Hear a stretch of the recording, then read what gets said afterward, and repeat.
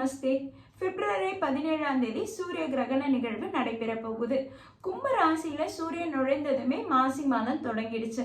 அடுத்தது சந்திரன் கும்ப ராசி இருக்கும் அவிட்ட நட்சத்திரத்துல நுழைந்ததும் அமாவாசை தொடங்கும் காலமா இருக்குது. சூரியனும் சந்திரனும் ஒன்று சேரும் நேரம் தான் அமாவாசை. அங்கு ராகுவும் இருக்கிறதுனால சூரிய கிரகண நிகழ்வும் நடைபெறுது.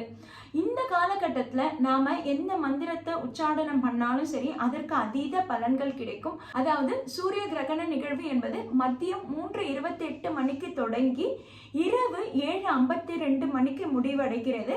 இந்த காலகட்டம் சூரிய கிரகண நிகழ்வு நடைபெறதுனால கர்ப்பிணி பெண்கள், அப்புறம் வயதானவர்கள், அப்புறம் மனநோயாளிகள் இவங்கெல்லாம் பார்த்தீங்கன்னா கொஞ்சம் கேர்ஃபுல்லாகவே இருந்துக்கணுங்க. இவங்களுக்கு பார்த்தீங்கன்னா எடுத்துக்கிற ஃபுட்டுலேருந்து நம்ம வெளியில் அதிகமாக டைம் ஸ்பெண்ட் பண்ணாமல் இருக்கிற வரைக்குமே ரொம்பவே கேர்ஃபுல்லாக இருந்துக்கணும். அன்னைக்கு நீங்கள் ரொம்ப எளிய உணவுகள் எடுத்துக்கிறது நல்லது. கர்ப்பிணி பெண்கள் மோஸ்ட்லி வெளியே வர வேண்டாம். அதே மாதிரி ரொம்ப உடம்பு சரியில்லாமல் இருக்கீங்க, ட்ரீட்மெண்ட் எடுத்துட்டு இருக்கீங்கன்னா அவங்களும் வெளியே வர வேணாம். ஏன்னா எதிர்மறை ஆற்றல் ரொம்பவே அதிகமாக இருக்கும். இது பார்த்தீங்கன்னா சூரியனும் சந்திரனும் பூமியும் நேர்கோட்டில் இருக்குன்றதுனால அந்த நேரத்தில் ஆற்றல்கள் அபரிகிதமாக இருக்கும்.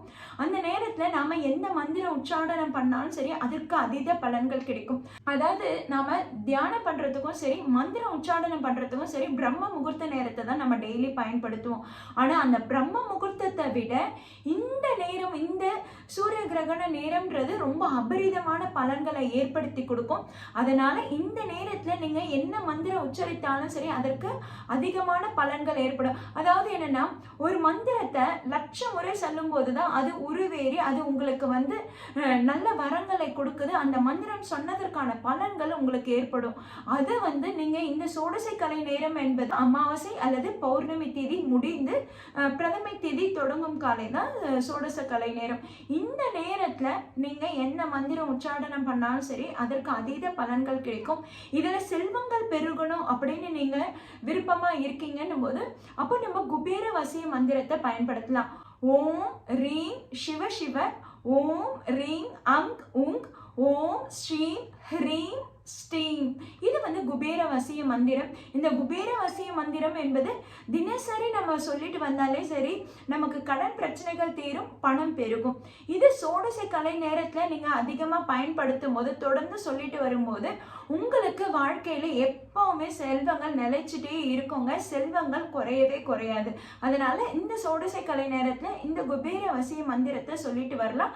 அப்படி உங்களுக்கு பணத்தை தவிர வேற ஏதாவது உங்களுக்கு எண்ணங்கள் நிறைவேறினாலும் அதை நினைச்சு நீங்க இந்த மந்திரத்தை சொல்லலாம். அதை நினைச்சு நீங்க தியானத்திலயும் உட்காரலாம். சரி, மாசி மாதத்துல கும்ப ராசியில சூரிய கிரகண நிகழ்வு நடைபெறுது. அந்த இடத்துல தான் புதன் சுக்கிரன் இணைவும் இருக்கே.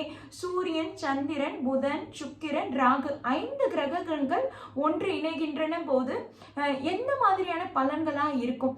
அதாவது என்னன்னா மேஷ ராசினருக்கு பார்த்தீங்கன்னா உடல் ஆரோக்கிய கோளாறு ஏற்படும், மன அமைதி குறையும், ஏதோ ஒரு மன அழுத்தம் அவங்கள வாட்டி வதைக்கும். அதனால மேஷ ராசினர் உங்க ஹெல்த்தை கொஞ்சம் கேர் எடுத்துக்கோங்க. அதே மாதிரி பார்த்தீங்கன்னா ஏன்னா உங்களுக்கு இப்போ வரைக்குமே ராசி அதிபதி உச்சத்துல இருக்காருன்றதுனால உங்களுக்கு கோபம் அதிகமா ஏற்படும். அதனாலே உங்களுக்கு எதிரிகள் தொல்லை அதிகமா வரும். அதனால இந்த அமாவாசை காலகட்டத்துல நீங்க தியானம் இருப்பது நல்லது. இந்த அமாவாசை முடிந்து அடுத்த 48 நாள் வரைக்கும் சரி நீங்க ரொம்பவே பொறுமையா இருக்கிறது நல்லது. ஏன்னா பிப்ரவரி 23 உங்க ராசி அதிபதி செவ்வாய் கும்ப ராசிக்குள்ள ராகுவோட இணைய போகிறாரு. அதுவும் உங்களுக்கு ஒரு கலவையான பலன்களை தான் ஏற்படுத்தி கொடுக்கும். நல்ல பலன்கள்ன்றது இருக்காது. அதனால நீங்க மேஷ ராசினர் இந்த 48 நாள் ரொம்பவே பொறுமையா உங்க கோபத்தை குறைச்சு கையாளுறது ரொம்பவே நல்லதுங்க. உங்களுக்கு உடல் ஆரோக்கிய கோளாறு ஏற்படும். அதனால நல்ல உணவுகளை எடுத்துக்கோங்க. வெளி அவுட் சைட் ஃபுட்டை அவாய்ட் பண்ணிக்கோங்க. அடுத்தது விருச்சிக ராசினரும் ரொம்பவே கவனமா இருந்துக்கணும். உங்களுக்கு பண விஷயத்துல கொஞ்சம் பிரச்சனைகள் ஏற்படும். எங்கேயாவது பணம் கொடுத்துருந்தீங்கன்னா அது வராம அப்படியே நின்றுடும். அதே மாதிரி யாருன்னா பணம் கொடுக்க வேண்டியதுன்னா அதுவும் வராம நின்றுடும். உங்களுக்கு வர வேண்டிய பணத்தொகைன்றது இப்ப தள்ளி போகும். அதே மாதிரி உங்க கையில இருக்க பணமும் கரையும். அதனால பண விஷயத்துல ரொம்பவே கேர்ஃபுல்லா இருந்துக்கோங்க. யாரையும் பண விஷயத்துல இப்போதைக்கு இந்த 48 நாளைக்கு நம்பவும் வேண்டாம். அடுத்ததா பாத்தீங்கன்னா சிம்ம ராசினர். சிம்ம ராசிக்கு 7ஆம் இடமான கலஸ்திர ஸ்தானத்துல தான் இந்த கிரகண நிகழ்வு நடைபெறுது.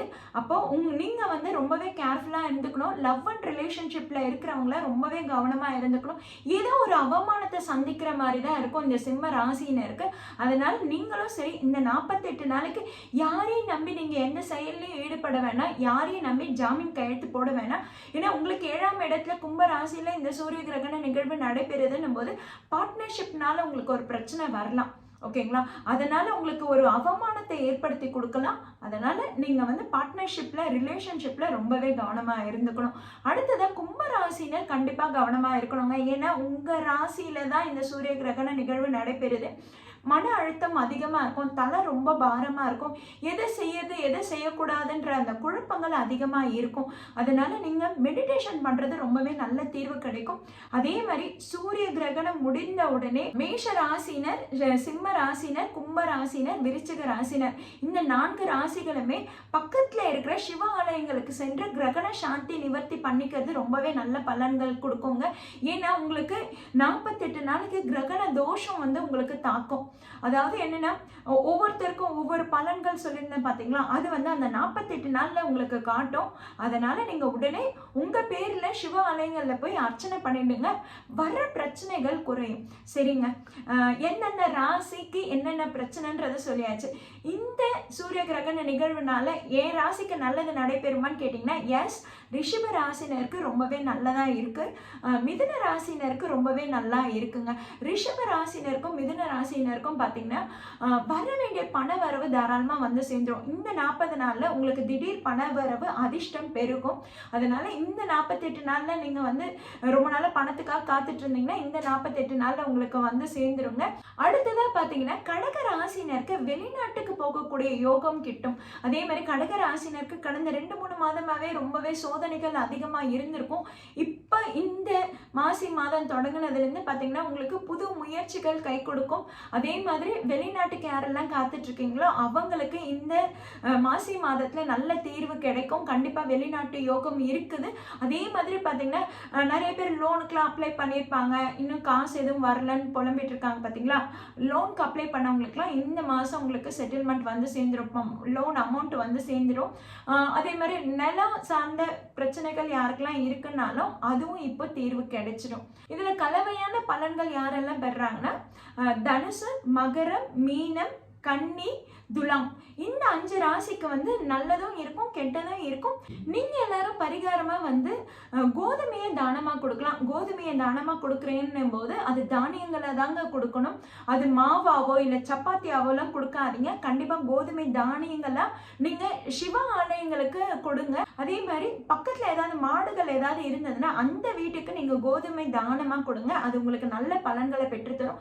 இந்த தானம் என்பது மேஷ ராசி, விருச்சிக ராசி, கும்ப ராசி, சிம்ம ராசி மட்டும்தான் பண்ணணும்னு இல்லைங்க, எல்லாருமே பண்ணலாம். எல்லாரும் பண்ணும்போது பாத்தீங்கன்னா உங்களுக்கு கோதுமை தானம் பண்ணும்போது வேலை தொழில ஒரு நல்ல அபரிதமான வளர்ச்சி ஏற்படும். அதனால இந்த சூரிய கிரகணம் நிகழும் நேரத்துல கண்டிப்பா சிவ மந்திரங்களாவது உச்சரிங்க.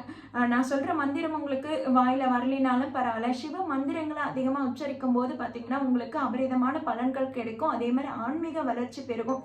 உங்களால எந்த மந்திரத்தையும் உச்சரிக்க முடியலனாலும் பரவாயில்ல, தீய எண்ணங்கள் மட்டும் அதிகமா வளர்த்துக்காதீங்க. நெகட்டிவா நீங்க ஏதாவது யோசிச்சீங்கன்னா அது அப்படியே நடந்துடும்.